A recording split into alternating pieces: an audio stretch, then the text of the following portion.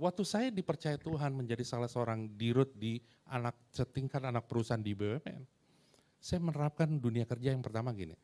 Seluruh staf saya bilang katakan gini, prinsip saya kerja pertama, takut akan Tuhan. Itu saya terapkan.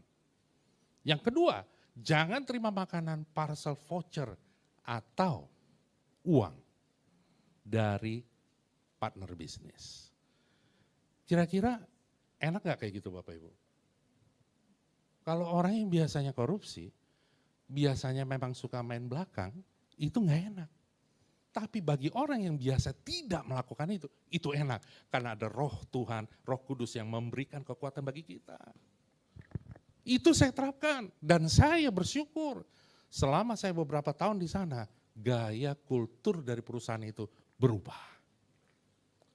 Gangguannya banyak gak Bapak Ibu? Banyak. Contoh nih, saya contoh. Pak, bisa minta nomor rekening Bapak? Kira-kira gini, kemarin kita doa misalnya sama Tuhan. Bapak, tolonglah hamba-Mu ini Tuhan. Aku bergumul dengan kebutuhan hidup kami di keluarga. Anak-anakku mau kuliah, terus anakku lagi SMA ini, terus banyak kebutuhannya Tuhan.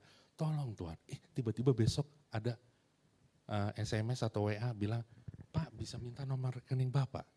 Kira-kira bilangnya haleluya atau apa?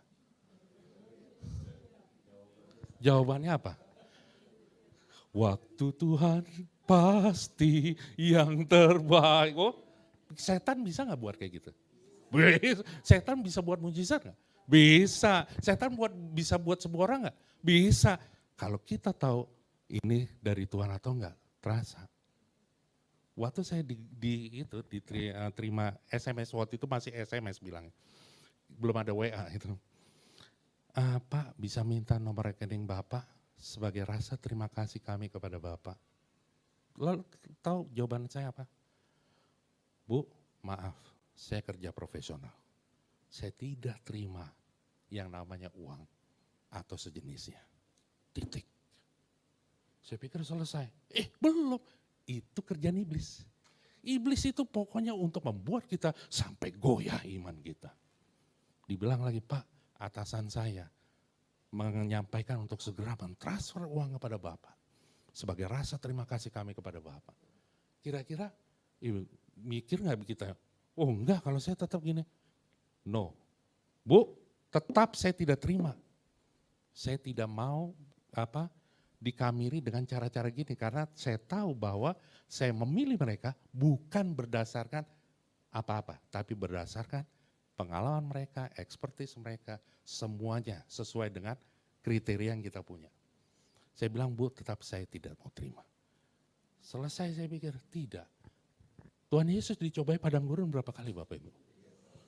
Nah, udah pernah 3 kali dicobai? Saya 3 kali dicobai. Cuma bedanya Tuhan Yesus di padang gurun, saya di tempat ber-AC. Itu sama sih 3 kali juga.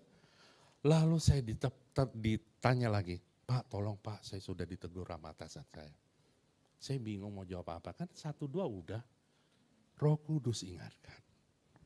Saya tulis, Bu, saya ini pendeta. Titik. Saya tunggu. Saya bilang, tidak dijawab lagi. Saya cuma bilang, bertobat lo dalam nama Yesus. Haleluya. Godaan seperti itu sering saya alami dulu. Karena saya itu dari tahun 97 sampai 2019. Saya masih kerja profesional, setelah itu saya melayani secara full heart.